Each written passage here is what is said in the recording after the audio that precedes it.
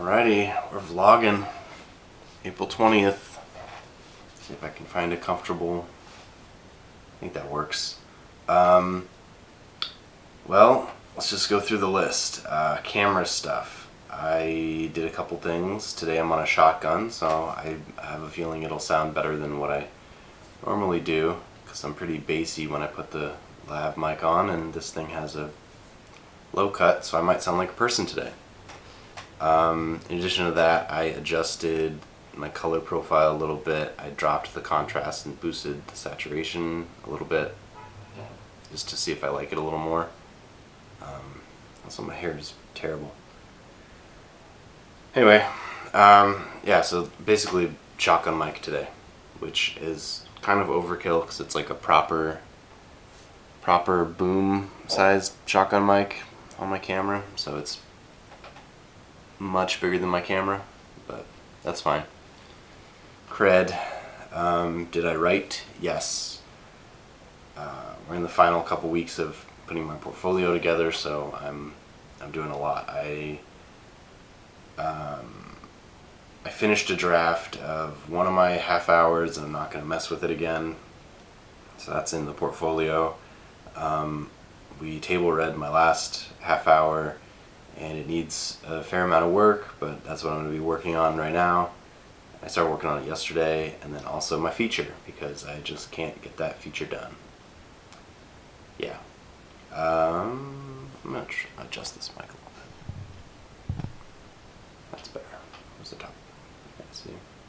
You can't even see it, but it's right there. The mic is literally right here. Right there. Anyway. Yeah, so a lot of writing. Definitely not in the zone by any stretch of the imagination, but deadlines are very useful for being productive, I found. Much more so than made-up deadlines, unfortunately.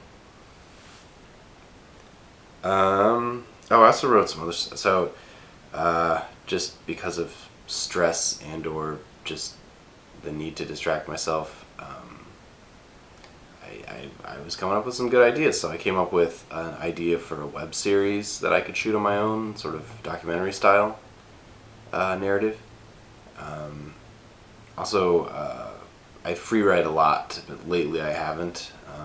But I usually, if I get an idea, either out of a dream or out of just an idea, I usually write a page just to see if it has legs, just to see if if there's anything to it. And I had a few of those this week, so that was kind of nice. They're usually sci-fi, and they're usually the cold light of the morning usually reveals them to not be a fully fleshed out idea, but really interesting. Did I read? Yes, but only for class because I can't help myself. I have all the network pilots. I don't have time or interest to read them, but I should.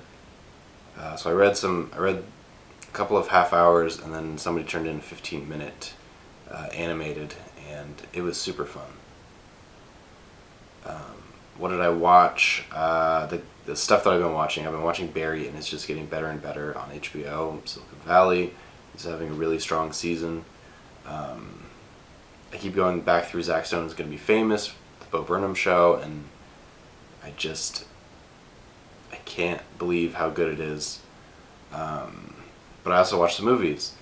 I watched Blumhouse's Truth or Dare, and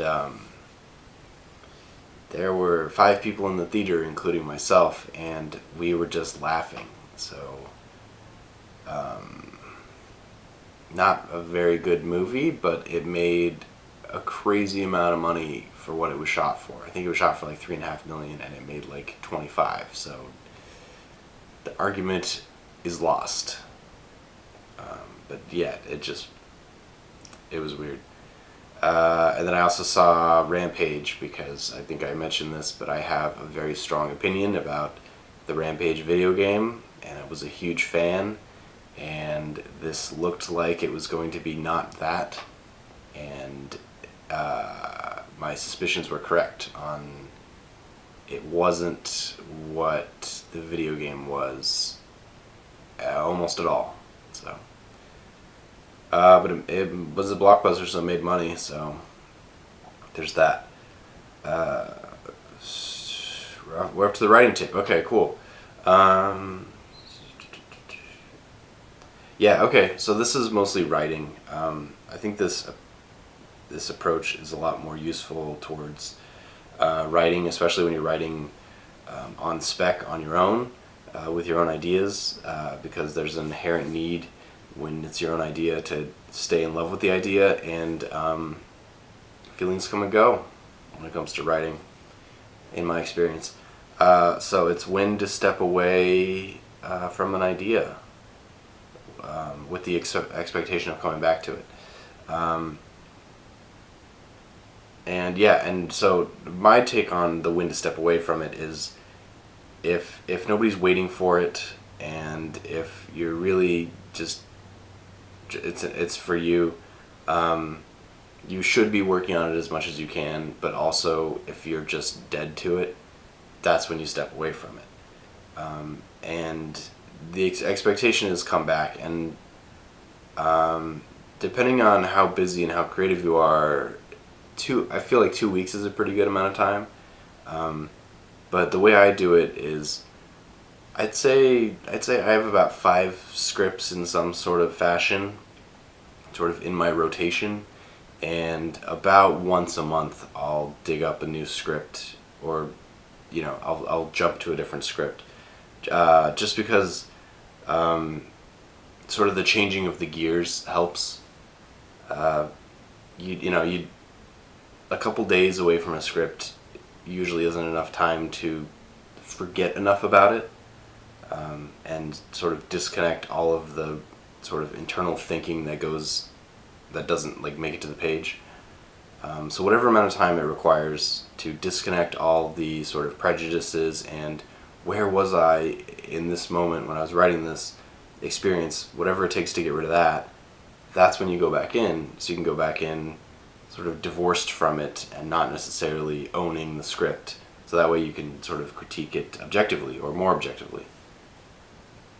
Yeah, but my system is five scripts. Usually one is, I try to stagger them. So one is super polished and is, in my opinion, ready, and then one is a couple drafts away from being super polished and maybe not willing to show somebody who would ask for it yet, but maybe workshop it, and then a really rough idea, and just a notion. And so and that way, if I'm stuck in the weeds in a first draft, I know I can jump to like a confidence builder, which is my polished draft, and go, is there any joke I can punch up, like, or just read it for the pleasure of being like, oh yeah, I was funny once, like that kind of thing.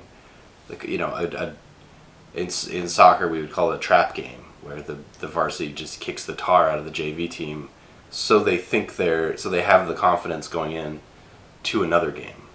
There's a lot of that. There's a lot of like tricking myself, and then once the super polished one either goes out or has its run, or all of a sudden I just can't get a read on it, it doesn't make any sense to me, I put it away and I add another project to the list. And so now the focus is that one that's a couple drafts away from being ready, and you work on that. And then you also, once you burn out on that, you work on something else. So there's a lot of jumping back and forth, because the middle ground of the script is what I find most frustrating, because coming up with the idea I love, and one of my favorite things in the world is breaking an idea, especially with somebody else. Super fun, and then also it's just like free parking when you're polishing a script that has gone through the workshop and most of the kinks are worked out, because it's like, oh yeah, I can do this. But like draft one is always, especially near the middle or the end of writing draft one, is just demoralizing. And then after a round of notes, the draft, taking the notes and then writing a draft two is always such an undertaking, with a couple exceptions. Once in a while I feel like I get lucky, and I did such a good job on draft 1 that it's not a total rehash, like starting over, page 1 rewrite situation. But usually, I'd say 90% of the time, I write draft 1, I take it to a workshop or a writer's group, and it's a page 1 rewrite, and that's just part of the game. Yeah, so and then jumping off of that, maybe my question would be how many drafts until you think the script is ready? And my answer to that is I have not found a consistent answer yet.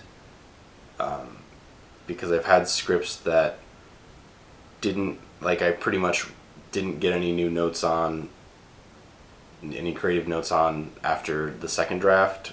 And I've had, scripts that I will have to do a page 1 rewrite every time I take it to workshop, just because for whatever reason the idea is just tricky. So I've heard of writers talking, this is getting real broad. I've heard of writers talking about how their strategy is not to write a flawless first draft of anything. Their strategy is to write the most serviceable first draft. So that way, even if it's not them writing it, they can hand off this first draft to somebody, and it's not a start over.